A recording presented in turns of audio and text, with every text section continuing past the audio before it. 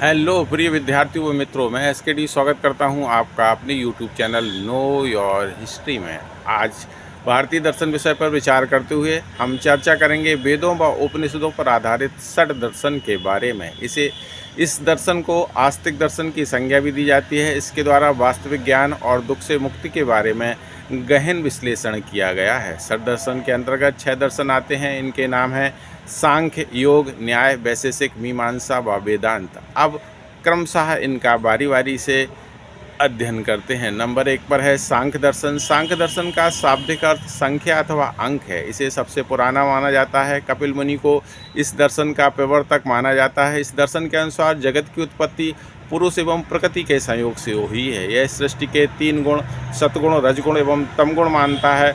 इसमें 25 तत्वों का विवरण मिलता है, इसीलिए इसे संख्या का दर्शन अर्थात सांख्य दर्शन कहा जाता है। सांख्य दर्शन ईश्वर का खंडन नहीं करता है, हालांकि आराधना में ईश्वर की आवश्यकता को महसूस नहीं करता है।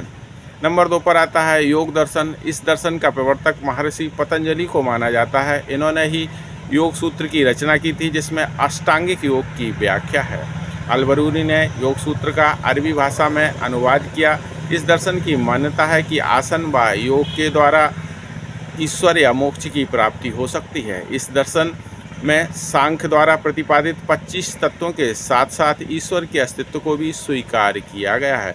नंबर 3 पर है न्याय दर्शन। इस दर्शन के प्रवर्तक महर्षि गौतम थे, जिन्होंने न्याय सूत्र की रचना की, जिसे भारतीय तर्क विद्या का प्राचीनतम ग्रंथ माना जाता है। न्याय दर्शन में 16 तत्वों तथा ईश्वर की सत्ता को स्वीकार किया गया है। इस दर्शन की मान्यता है कि तर्क या प्रमाण के आधार पर ही किसी बात को स्वीकार किया जा सकता है। साथ ही साथ प्रमाण की 4 विधियां प्रत्यक्ष, अनुमान, उपमान एवं शब्द को बताया गया है। नंबर 4 पर है वैशेषिक दर्शन।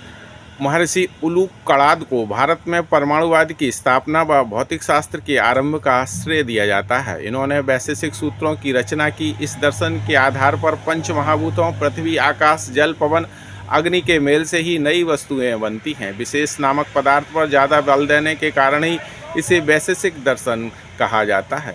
नंबर 5 पर है मीमांसा दर्शन। इस दर्शन के प्रवर्तक महर्षि जैमिनीय को माना जाता है। इन्होंने मीमांसा सूत्र की रचना की। इस दर्शन के अनुसार वेद द्वारा विहित कर्म ही धर्म है। ये दर्शन वेदों को नित्य एवं अपौरुषेय मानता है। नंबर 6 पर आता है वेदांत दर्शन। इस दर्शन के प्रवर्तक महर्षि बादरायण थे, जिन्होंने ब्रह्म सूत्र की रचना की थी। इस दर्शन का मूल उपनिषद तथा उनमें उपस्थित दार्शनिक ज्ञान है, क्योंकि वेदों का अंतिम भाग ही उपनिषद को माना जाता है। वेदांत दर्शन की मान्यता है कि ब्रह्म ही वास्तविक सत्य है, इसके अतिरिक्त सब कुछ माया है। आदिगुरु शंकराचार्य भी निर्गुण ब्रह्म के उपासक थे और ज्ञान को मोक्ष की प्राप्ति का आधार मानते थे। धन्यवाद।